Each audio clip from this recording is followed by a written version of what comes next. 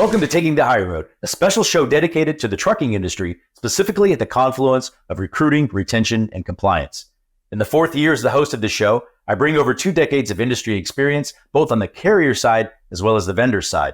And each week I interview industry experts and thought leaders who bring their insight to the driver lifecycle as we discuss the industry's greatest challenges.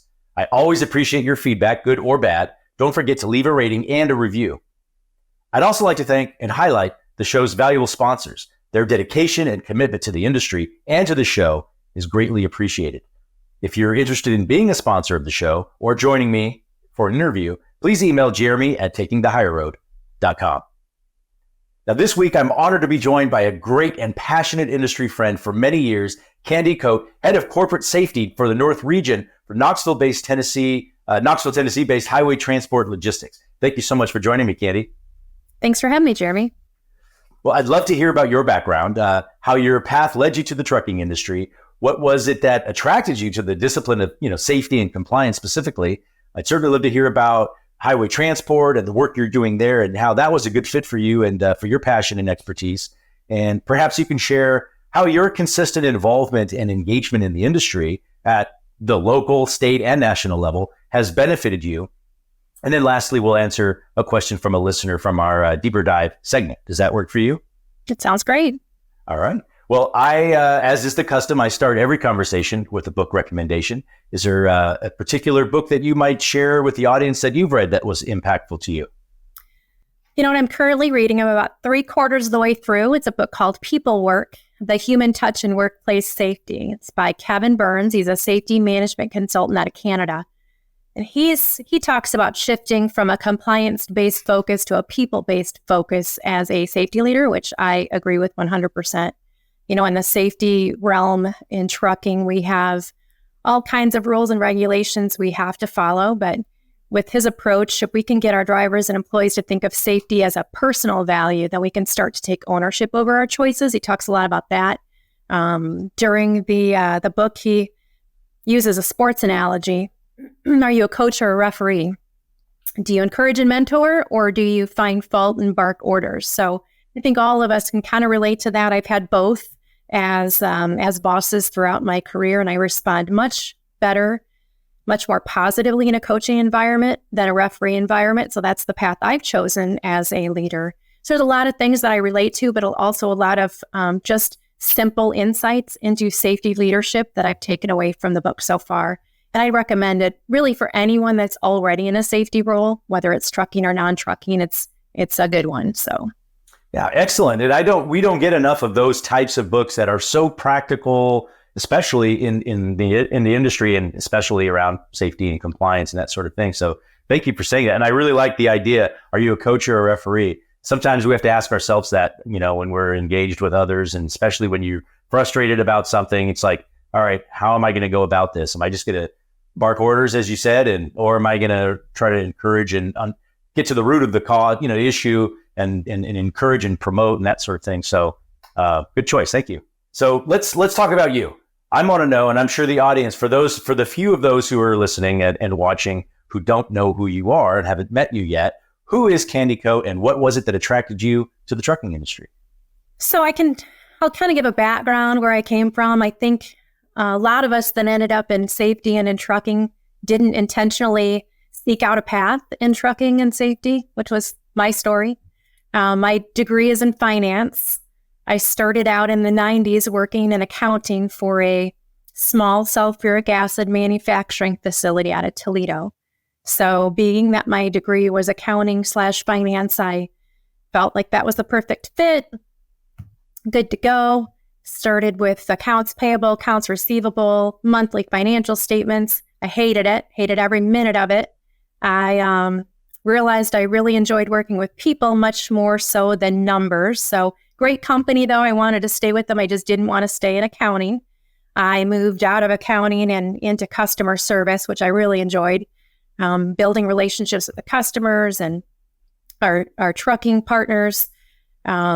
So I did that for several years. I managed a customer service office out of Toledo and then one out of Alberta, Canada. So I was doing both. And that was going really well for a while. Then we went through an acquisition and they decided to centralize that up into Canada. So I moved into a sales role, which is great because, again, I got to build those relationships and work with people. And I was peddling molten sulfur, which was super glamorous.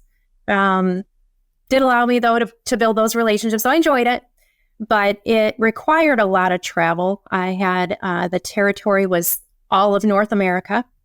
My kids were getting into sports and doing those kind of things, and I needed to have more mom time, more home time. So I was kind of looking, I still enjoyed it, but I was kind of looking for something that would get me home or keep me home a little more often. So at that same time, I was contacted by a company owner. She owned a trucking company, one that we were using in my customer service role as one of our trucking carriers. She had an opportunity in safety that she thought I'd be a good fit for. We had built trust and mutual respect for one another throughout our years of working together. And she was convinced that this was the role for me. And I was convinced that I wanted nothing to do with safety. I said, this is not going to be for me. I'm not going to do it. This is not. And after 2 months, she's really good at what she does. And she got me, suckered me into this safety and regulatory compliance management role. So in 2012, I started with my safety career. I was this girl with a finance degree, new to trucking, new to safety. I'd never driven a truck in my life. I thought, how are these people, how are these employees, how are these drivers going to have respect and trust for me when I've never been behind the wheel of a truck? So it was a big challenge. I was up for it. I was energized. I was excited. But I still was wondering how I was going to do this, right? Was that Kim? Was that Kim, by the way? It was Kim Kaplan. Oh, she's fantastic.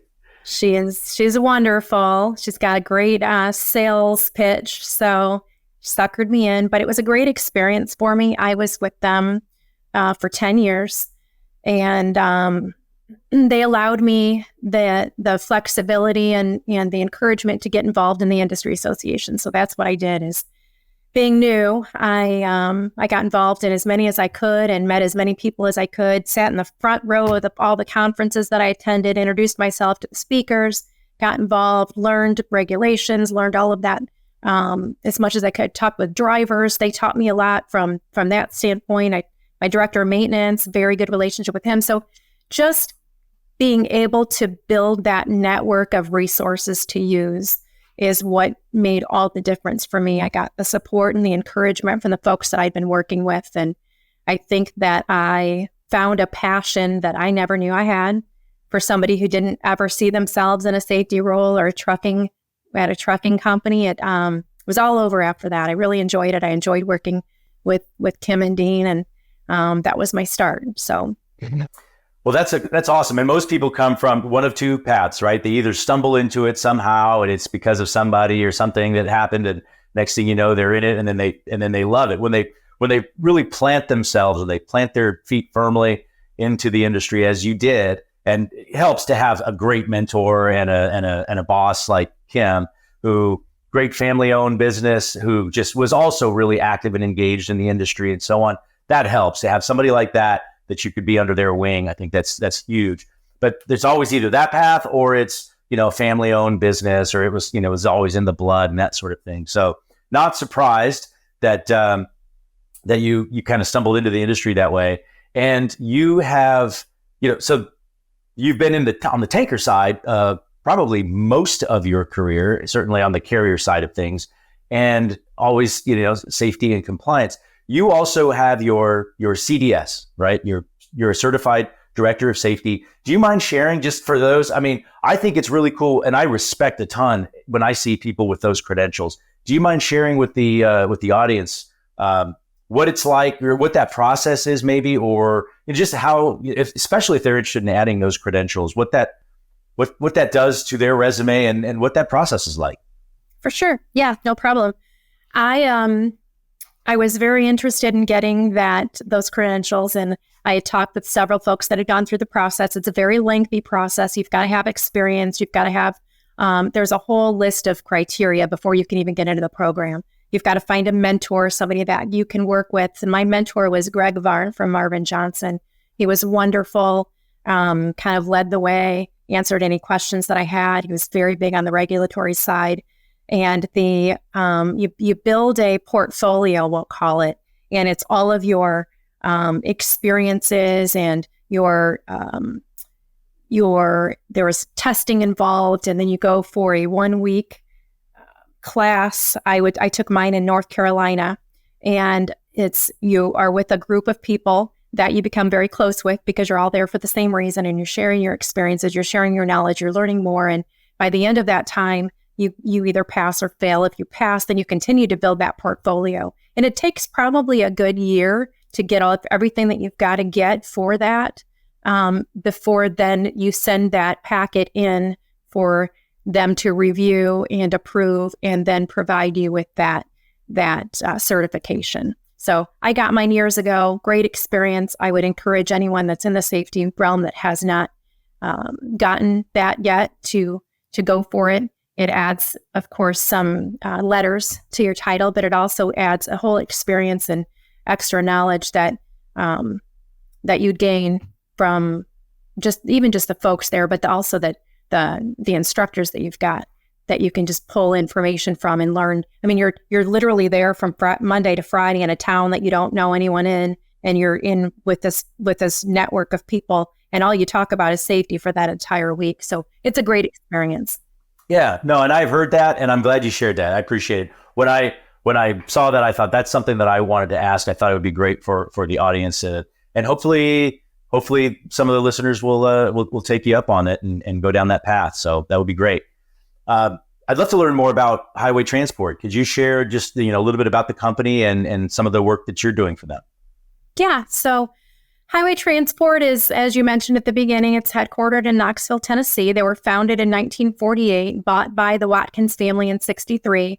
They are still very much involved in the day-to-day. They've got a great culture at the company, something that I came into and can continue to build on. I was fortunate to know, again, with my industry association network, I knew Rick Lesby from the industry, and he happened to be looking for, they had created a brand new position, and it was the North Regional Safety Management role. And because it was brand new and I could kind of create it how I saw fit, it was very exciting to me. The opportunities seemed to be just what I wanted or what I was looking for to stay in safety, back in trucking. And I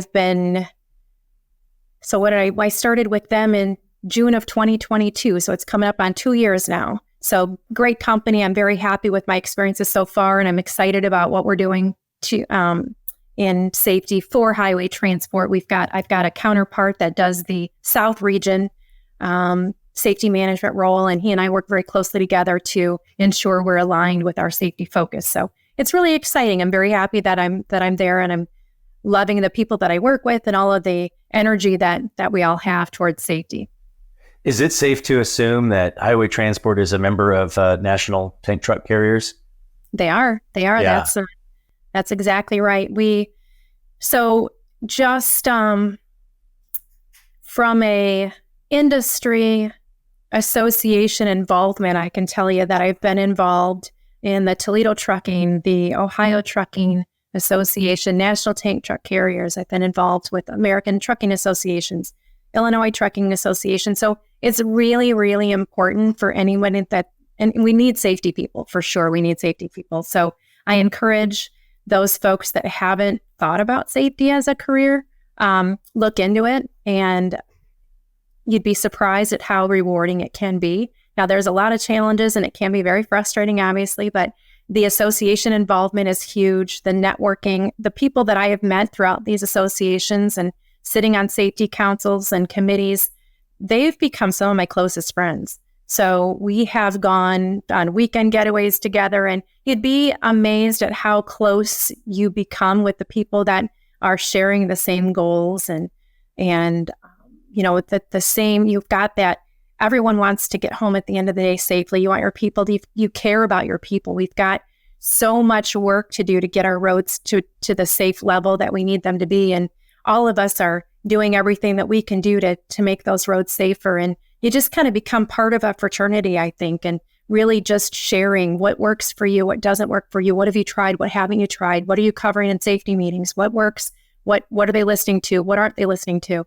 It just makes life so much better when you can lean on each other and gain the knowledge and experience from each other. So that's been a great avenue for me to take throughout this career path. Well, and you mentioned, you encouraged, you need safety people. You kind of put that plea out there for those who are listening, maybe to consider getting into safety. And what's interesting is safety never goes to sleep. Recruiting can ebb and flow with the economy and that sort of thing. Safety is always there, and so the demand, kind of to your point, the demand for safety is always exists. Safety and compliance is foundational, fundamental. Driver Reach, the company that I founded, works with a number of Tank the Fleet members of NTTC, and I always enjoy the great events that they put together throughout the year. And you touched on a few that you've been active and engaged with, and in fact, you're currently the president of the Toledo Trucking Association. Is that correct? I am. Yes, I am. Can you? That's actually, when you think of Toledo, small town up, no, that association is big. And it has a lot of clout. It's very well respected nationwide. And I'm saying this as the former president of the Indianapolis Transportation Club. Toledo is impressive. Yeah, no, I don't think it holds a candle to Toledo. I think Toledo is fantastic. And I know a number of the members that are there. They're very active in the industry. So what's that like? That's pretty exciting. I'm very fortunate to work with a great group of people. The members we have over 800 members of the Toledo Trucking Association, and the board of directors, they're all very close friends of mine. We've worked together for a long, long time. They're very active. They're very passionate. So it's been my honor to be involved. I've been involved from the very beginning of my safety career. So I've kind of grown up with these folks as my family, I'll call them. And it's great to be able to give back and to continue to support trucking and to continue to get our message out there and try and encourage people to become involved. And, you don't have to be a safety professional to help work towards safer roadways. So I think just to get that message out and to continue to work towards those goals, it's very important. And trying to also encourage the younger generation to get involved in trucking. We've worked really hard throughout the associations to improve the image of the truck driver as a career path. And part of that is the National Tank Truck Carriers Professional Tank Truck Driver of the Year program. Ohio, most of the states have a Driver of the Year program. National Tank has a kind of a prestigious program that has been started. It's been going on now for several years. I was fortunate enough in my previous role at K Limited to have had some finalists and then a grand champion for the National Tank Truck Carriers Professional Tank Truck Driver of the Year. And then here at Highway, we had a previous champion finalist, and we currently have a champion finalist in the contest who's up against 7 other champion finalists. So in May, we'll find out who brings home that grand champion title. But the bigger piece of that's all fun and all of that's exciting, but the bigger piece of this contest is elevating our professional truck drivers that are out there doing what they do every single day. We don't give them the respect that they deserve as a society. And, everything that we have today and use comes to us from a truck. And to not give the drivers of those trucks the respect that they've earned is really sad. So from an association standpoint, we're doing everything that we can do to try to elevate that and show the world that is an important career and that is a great career path to take, especially for our younger generation who may not see it as an option. So we've been working really hard at doing that, and we're very excited about our driver, Mr. Ed Hurd. We do have a champion from 21-22. It's Tom Frayne. So he's been a very proud spokesman for the industry. He can kind of take what the drivers are thinking and feeling out there to the public and being our ambassador for the industry. So it's a really great program to get involved in. And if anybody doesn't know about it yet, and they are a part of the trucking or the tank trucking community, it's something to look into, because it is definitely the direction that we want to take the trucking career, in just elevating what that position or that career path looks like. Yeah, it's great for the driver, obviously, for the recognition, for the respect that you just you talked about, but also it's great for the image of the industry, because I think too often, especially non-trucking folks, think truck drivers, I'm not even going to begin to describe what the image that conjures up, but that's not the image that's not the realistic image always, and it's certainly not the image that we want to portray or convey to the motoring public. So that's a great whether it's the NTTC's Driver of the Year or some of the other associations that also do similar types of things. I think it's great. And you mentioned in May, we'll find out in May. I assume that's at the NTTC annual conference in Las Vegas. It is. This is my plug for the NTTC and the great group there. So I'll make sure to promote that, and hopefully we'll get some good attendance. I'll be there. I assume you'll be there as well. Hopefully, I will, with my pom poms. Yep, you got it. So just speaking of that, because this is probably a good opportunity. You as I mentioned earlier with Kim, you had the benefit, the luxury of having somebody that could kind of take you under their wing, who was also really active and engaged in the industry. Can you share how important is that? How important is being involved and engaged in these various industry associations, and how's that been for you and for your growth in your career? I would not have done it any other way. I think that I would still be kind of floundering, and I'd probably be really disappointed with spinning my wheels and not feeling like I've been successful or making any progress without that network of folks that are in that same field, in dealing with those same challenges and bouncing ideas off each other and using each other's experience and education to help me in my career. So I think that it's paramount. I think it's critically important to get involved and develop that network of resources that you can use. Not only is it important from that aspect, but it's also resources that you can use. If you've got drivers at any part in the nation, you've got contacts out there that you may need assistance with. If your driver's not able to find a place to park, you can reach out to that contact that you have that may be out in Oklahoma. Do you have somewhere that my driver can pull off? He needs to rest, and there's no place. All of our, as we know, truck parking is a huge concern. We don't have enough of it. So there's just so much that you can glean from just being involved in those associations. So I think it's critically important as part of that career path. Yeah, and tapping into that network, as you just said. Yeah, that's a good. I didn't ever even thought of that as a thing, but that makes a lot of sense. When you have relationships, it's just a phone call away or even an email away sometimes, and say, "Hey, we're in a kind of a pinch. Can you help me out?" And the answer is almost always yes. Yeah, lean on each other. Exactly right. We're in the same thing. We're in the same boat. Your driver's going to be in that same position at some point in the future too. So let's do what we can to help each other out. Yeah, I think this industry is really unique with that sort of thing, and that's what keeps me, especially when times are challenging, as we've experienced the last couple of years. I think that's one of those things that keeps you there, because it's so special. Yep.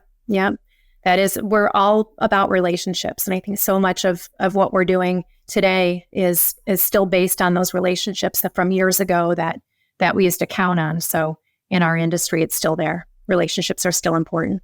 100%. And now it's time for the Deeper Dive segment, where we take a question from one of our listeners.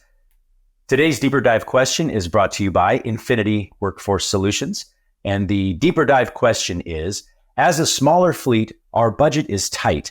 How can we make sure we're always compliant and reduce our crash risk? Any thoughts there? You're a safety and compliance expert. And money's always tight, right? Money's always tight. Especially for safety. So again, I'm going to lean on that networking, get involved. If you can't afford to be involved in, like the American Trucking Associations or the bigger organizations such as that, get involved at your local level. Start there. Start where you can, get the biggest bang for your buck. It's a small investment. Most areas have it. Get involved there. Learn. Most of them have speakers. We have speakers that we bring in, PUCO, all kinds of resources such as that, where you can learn about the regulations. You can learn about the things that you can do as a safety professional to help crashes out there, and what you can do to keep your people safe and keep safety at the forefront. You can learn how to lead in a way that fosters the engagement and that commitment of safety through your network at these associations. So I'll continue to push that. I just think it's so important. Yeah, well said. And I agree. We'll continue to bang that drum, as I do on the show, as often as I can, to encourage. This is a people business. And, and I love that you kind of said that up front, how just you wanted to be around people, you enjoy that. And that this is a great industry for that. And first of all, thank you so much for joining me. I always enjoy spending time with you, and look forward to seeing you at some upcoming industry events. Thank you for having me. And thanks for joining me for another episode of Taking the High Road. Stay tuned for the next episode, as I'm joined by Kay Pfeiffer, Proactive Healthcare Executive at True Life Care. Once again, special thanks to the sponsors of this show. We really appreciate you. If you're interested in being a sponsor or joining me for an interview, please email Jeremy at takingthehigherroad.com. Until next time, thank you for taking the higher road.